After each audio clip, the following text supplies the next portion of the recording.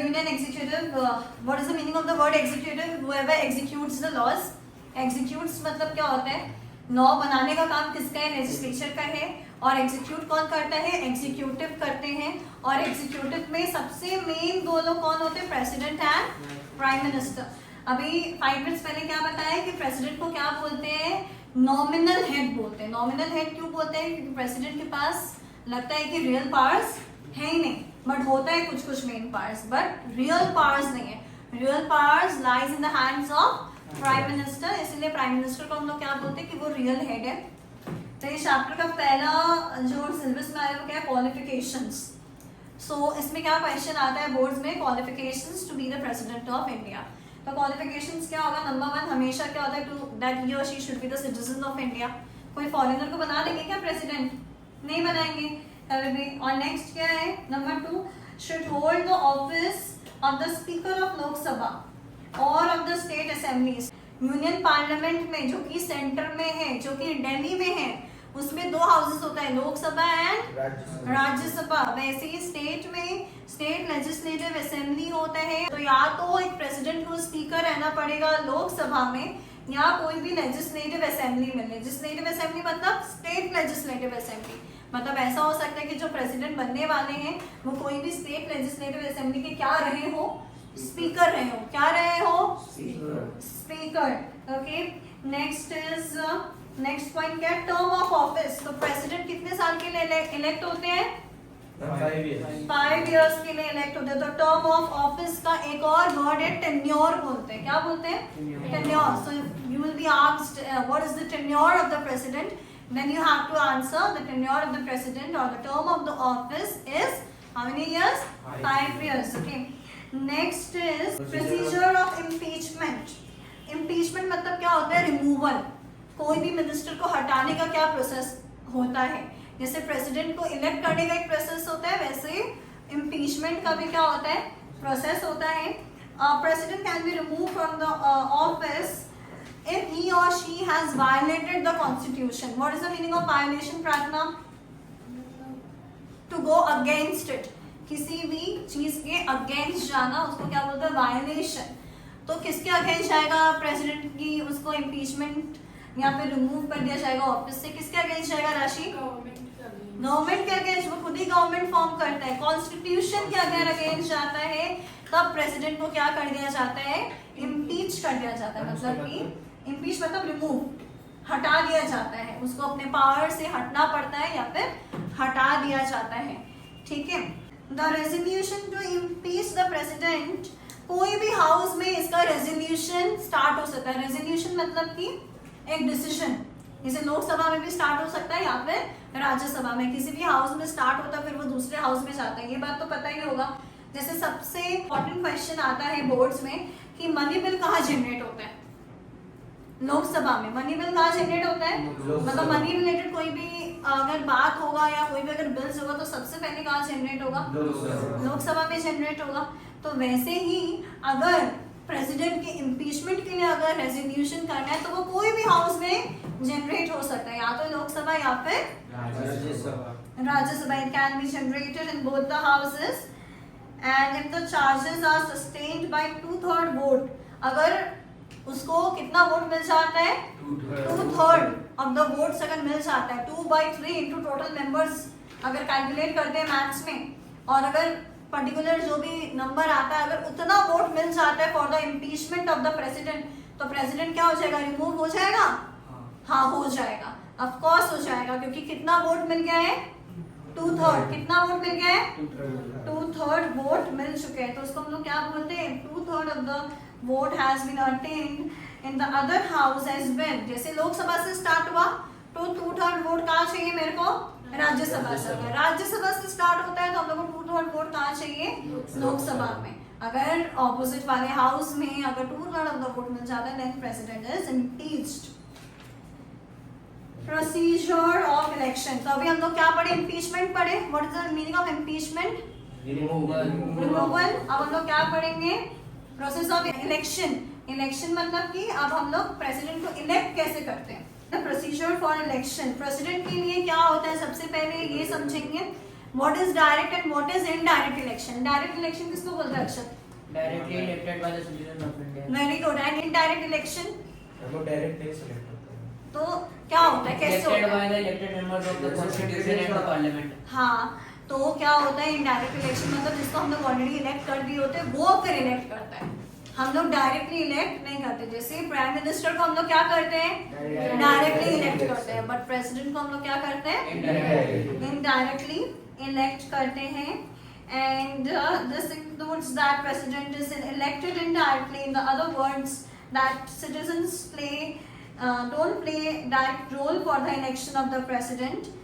Next, we'll come to the topic position and power of the president of India. First is executive powers.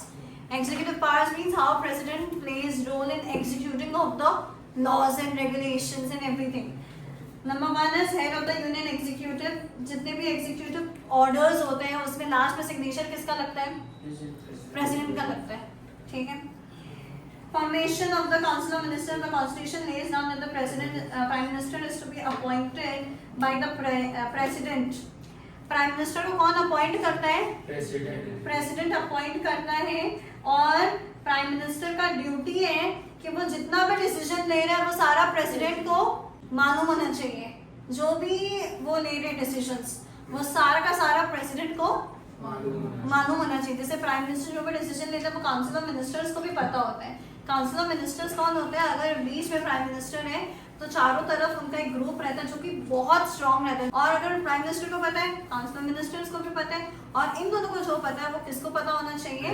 President को पता होना चाहिए। Next is power to appoint and move the higher dignitaries of the state. कोई ना higher dignitary में बहुत सारे लोग होते हैं, जैसे नाम सुना होगा IAS एंड IPS ऑफिसर्स। वैसे स्टेट में और कौन कौन होते हैं?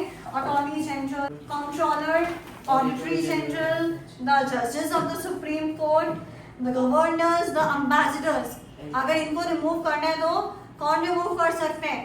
प्रेसिडेंट रिमूव कर सकते हैं। President has also the power to remove the ministers and any other governor. कोई भी स्टेट का अगर गवर्नमेंट को भी हटाना है तो वो प्रेसिडेंट कर सकते हैं। तो बोलते हैं कि रियल पावर्स नहीं है लेकिन नॉमिनल पावर्स भी है अगर, तो कुछ कुछ उनके पास बहुत ही ज्यादा वाइटल पावर्स है। अगर जजेस को कभी रिमूव करना तो प्राइम मिनिस्टर कर सकते हैं? नहीं। कौन करेगा? प्रेसिडेंट को ही करना पड़ेगा। मिलिट्री पावर्स में आ जाओ। The president is the supreme commander of the defense forces of India. However, the president is required to exercise this power in accordance with the laws made by the parliament. अगर कुछ भी army में हो रहा है तो army के head कौन है? कमांडर कौन है? प्रेसिडेंट है।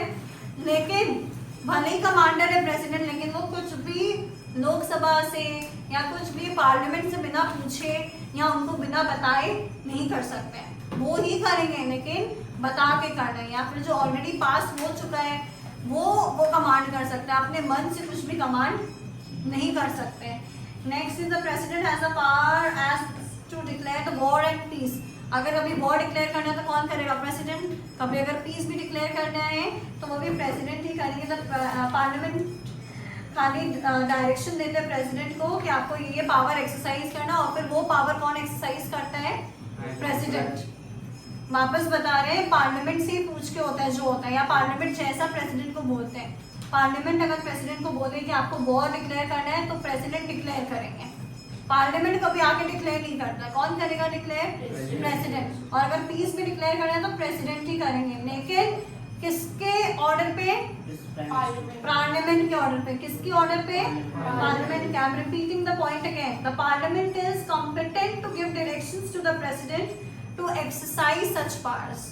हमेशा 90% ऑफ द टाइम अगर पार्लियामेंट का ही वो डिसीजन होता है और उसको बस एक्सरसाइज कौन करता है? प्रेसिडेंट। ये पॉइंट क्लियर हो गया? तो मिलिट्री पावर्स का 2 पॉइंट्स बताओ राशि। President declares peace or war. Very good. With the accommodation of the parliament. With the decision of the parliament. Decision of the parliament. Number 1. Number 2 अक्षर। The president is the supreme commander of the military forces. क्या बोल सकते हैं? Supreme commander. ये बहुत बड़ा चीज होता है।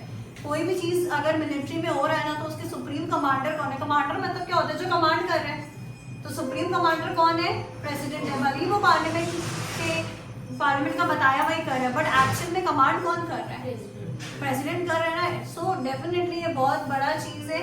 तो सबसे पहला पॉइंट अगर कभी भी आता है मिलिट्री पावर्स का तो हम लोग को लिखना है that president is the supreme commander of the military forces of India. ठीक है, next is legislative powers. Legislative powers मतलब क्या होता है विराज? मैम उनका क्या पावर्स है in making of laws? Very good, उनका powers in terms of making of the laws, कि वो क्या क्या लॉज एक्शन में बना सकते हैं। The president of India is the internal part, बहुत ही ज्यादा इंपॉर्टेंट पार्ट है प्रेसिडेंट एक पार्लियामेंट के। और पार्लियामेंट क्या कर सकते हैं, पार्लियामेंट में प्रेसिडेंट क्या कर सकते हैं? प्रेसिडेंट दोनों हाउस को कभी भी बुला सकते हैं फॉर द मीटिंग, और कभी भी दोनों हाउस का मीटिंग डिसमिस भी कर सकते हैं। क्या कर सकते हैं? Either the president can summon और prorogue the parliament and he or she can also dissolve the लोक सभा। डिसॉल्व मतलब क्या होता है? खत्म कर देना। रिमूव, पूरे के पूरे लोकसभा को क्या कर देंगे? डिसमिस कर सकते हैं। उसको हम लोग क्या बोलते हैं? डिसॉल्व बोलते हैं। क्या बोलते हैं? Dissolve. he or she has the power to dissolve the Lok Sabha. And what happens after dissolving the? Dissolving, then the re-election happens. Re-election. Re-election takes place, yes. Nominating members to the houses, जैसे सुना है ना कि राज्यसभा में कितने members होते हैं? काव्या, राज्यसभा में कितने मेंबर्स होते हैं? 250। Yes, 250 मेंबर्स होते हैं। तो 250 मेंबर्स में 238 क्या होते हैं? By the state and everywhere, and 12 क्या होते हैं? Appointed by the president. Nominated and appointed by the, nominated word भी यूज करना, nominated and appointed by the president. और ये भी बहुत बड़ा एक पावर है, that president has the power to nominate and to select those members who belong to different fields such as science, arts, architecture or whatsoever। तो वो सारे लोगों को कौन नॉमिनेट करता है? 12 प्रेसिडेंट। इलेक्ट नहीं करते हैं, क्या करते हैं? नॉमिनेट करते हैं। ओके, प्रेसिडेंट को सिग्नेचर में पॉलिटिकल लैंग्वेज में क्या बोलते हैं? प्रेसिडेंट के सिग्नेचर को एसेंट बोलते हैं। क्या बोलते हैं? No bill is a complete bill without president's signature, without president's assent। signature मत लिखना कभी भी, ठीक है? हम तुम लोग को समझाने के लिए ये बोले हैं। But now onwards I'll be using the word assent. So no bill becomes a bill without president's assent. And then अगर लोकसभा में वो बिल जनरेट हुआ है, मनी बिल, तो जो मनी बिल है ना वो फिर कहाँ जाएगा? राज्यसभा में। फिर राज्यसभा से पास होकर फिर कहाँ जाएगा? लास्ट में प्रेसिडेंट के पास। President will give his assent, then the bill will become a bill. नहीं तो तब तक वो बिल नहीं है। कब तक नहीं है प्रार्थना? प्रेसिडेंट के हाथ में। जब तक प्रेसिडेंट का एसेंट नहीं है उसमें। मनी बिल कहाँ पे इंट्रोड्यूस होते हैं? लोकसभा बिल। लेकिन वो कभी भी without the recommendation of president introduce नहीं हो सकता। पहले प्रेसिडेंट क्या करेंगे? रेकमेंड करेंगे, yes now is the time to introduce money bill, then Lok Sabha will introduce the money bill, otherwise Lok Sabha won't. The president shall present the budget, annual budget before both the houses. तो financial एक बहुत बड़ा power भी है कि अगर आपको budget present करना है तो वो कौन प्रेजेंट करेगा? प्रेसिडेंट। किसके सामने? in front of both the houses, Lok Sabha and Rajya Sabha. And contingency जो भी फंड होता है, और ऐसा फंड भी होता है जो कि इमरजेंसी फंड होता है, वो सारा कौन होल्ड करता है? प्रेसिडेंट होल्ड करता है। तो फाइनेंशियल पावर्स बहुत है अगर प्रेसिडेंट का देखेंगे तो। And next is judicial powers. What is the meaning of judicial? Judicial comes from the word justice, and judicial का एक और वर्ड है judiciary. Supreme court, high court, subordinate courts, local courts, panchayat. और प्रेसिडेंट का क्या पावर्स है इसमें? तो प्रेसिडेंट अगर किसी को भी कुछ भी पावर दे रहे हैं या फिर उससे छीन रहे हैं तो वो आंसरेबल नहीं है। प्रेसिडेंट का अगर मन है तो वो कर सकते हैं, और यहाँ पे कभी भी ऐसा नहीं है कि मन हो गया चलो, वैसा नहीं। अगर उनको जो सही लग रहा है वो कर सकते हैं। he or she is not answerable, and no criminal proceedings shall be instituted against the president in any court during the term of office। और प्रेसिडेंट के अगेंस्ट कोई भी क्रिमिनल ऑफेंस का चार्ज नहीं लग सकता जब तक वो ऑफिस में है। इसका मतलब क्या होता है? मतलब कोई भी आके उनके ऊपर केस फाइल नहीं कर सकता। क्रिमिनल केस फाइल नहीं कर सकता है। क्रिमिनल केस फाइल है तो president बनेंगे ही वो नहीं। इलेक्ट ही नहीं होंगे नहीं गिल्टी प्रूवन नहीं है वो भी इलेक्ट नहीं कर इलेक्ट नहीं Elect होंगे Elect- मतलब उनको कभी भी इनडायरेक्टली इलेक्ट या कभी भी चूज या कभी भी टर्म ऑफ ऑफिस में आने का अलाउंस ही नहीं मिलेगा। बट मैम वो गिल्टी प्रूवन तो नहीं है हाँ उनके ऊपर केस है ना। एफआईआर का केस तो लग गया वो ना भी नहीं है नहीं होगा वैसे वो नहीं होंगे तो that person has to be void क्या बोलते हैं इसका वर्ड है VOID void of all the criminal offence in past as well और फ्यूचर में तो लग ही नहीं सकता जब तक वो टर्म ऑफ ऑफिस में तब तक उनके ऊपर कोई भी क्रिमिनल ऑफेंस का चार्जेस नहीं लग सकता। यस मैम अगर वो प्रेसिडेंट बनने के बाद क्रिमिनल एक्टिविटी करते हैं क्राइम अच्छा क्रिमिनल एक्टिविटी पर ऐसा नहीं होता है। देखो अगर होगा तो कुछ भी हो ही सकता है लेकिन ऐसा होता नहीं है।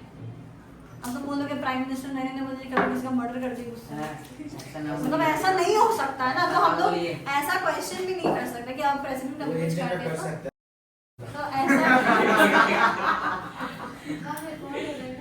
ये वीडियो ऐसा बोलने वाला था नहीं जाना चाहिए बट कट कर देना सब कर हो जाएगा।